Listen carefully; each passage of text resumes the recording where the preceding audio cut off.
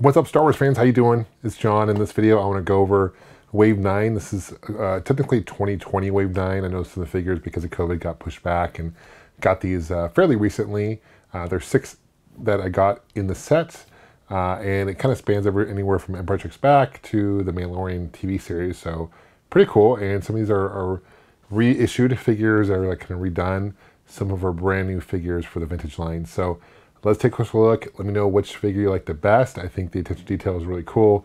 These are getting extremely hard to find in what I call the wild in stores.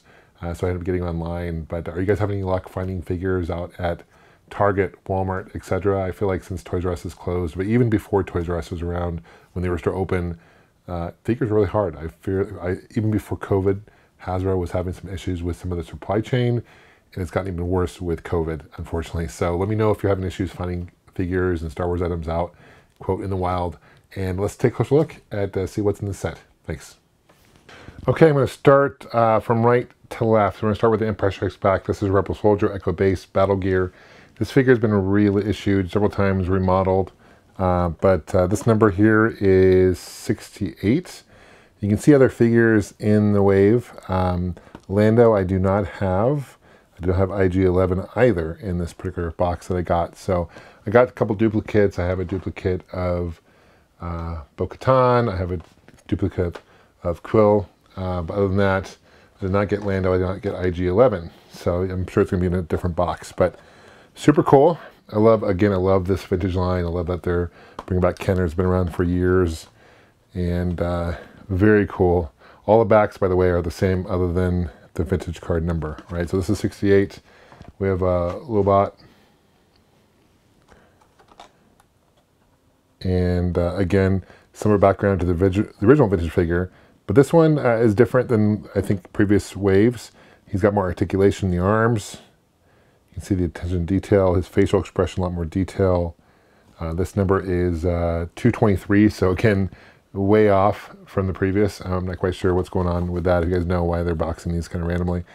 But very cool, nonetheless, right? Bib Fortuna, been released a number of times. But again, I feel like they've improved the face on this one. Doesn't come with any weapon of any kind. But very, very cool looking figure. And this is 223 in this wave. Even the eyes, like the red eyes, they even got that right. If you can take a closer look.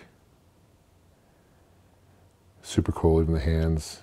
Probably one of my favorite versions of Bib Fortuna that they have done. Really cool to see him return in, or see him again in the Mandalorian show, get him killed in the Mandalorian. Spoiler alert, if you haven't seen Mandalorian, check it out. I highly encourage you guys. One of the best series, in my opinion. Here's some really cool figures. Speaking of the Mandalorian, we have one, this is Mithril. And this is a character that appears in the first episode, if you recall. And he's got a hollow, if you take a closer look, he's got a hollow of him as well, right? And he's got a weapon. He's got handcuffs, because Mando handcuffed him, right? But interesting color theme. He's kind of fluorescent, I guess you would say, right? Kind of shiny. A lot of articulation. This is 225. Really cool. Probably one of my favorite characters in this wave, to be honest. Really cool figure. I've not seen him out in Walmart or Target or anything like that. Bo-Katan, of course, based on, this is from the Mandalorian. So this is kind of the live action version of her and the actress, right? Really cool character. Love that they brought her back in the Mandalorian. She first appeared in, of course, the Clone Wars cartoon. All that good stuff, right? But very cool to have her on. And this is number 226. So we're missing... What number was 225? That must be Lando or IG-11. But she's got two guns, 2 holsters, right? Again, good. Looks like her. They did a really good job of the modeling here. Really impressed by that. And this is Quill, also from Mandalorian, an Ugnaught. He's got his weapon. He's got his back bag. Obviously shorter, which he should be, right? He's an Ugnaught. One of my favorite characters in the series, so it's really cool to have him. They did do a retro version of him as well. This is 227, by the way.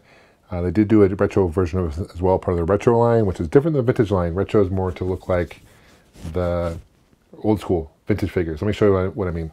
So here is what I mean by the retro, right? So you can see he just looks, he's not as well detailed. That's intentional because he's made it look like he was created in the original 80s, right? For that line. I love these lines, and the cards, they're intended to look worn like that. That's how they come. I did not wear it down like that, trust me. But super cool, okay? Between these two, obviously the one here, the Vintage Klein, much more detail between the two, but cool to have them both, for sure. Thanks for watching, guys. Let me know what you guys think. Leave a comment below. Which one's your favorite character? What's your favorite figure, Star Wars figure in general? I appreciate reading your guys' comments. We'll see you guys soon. Take care, and may the Force be with you.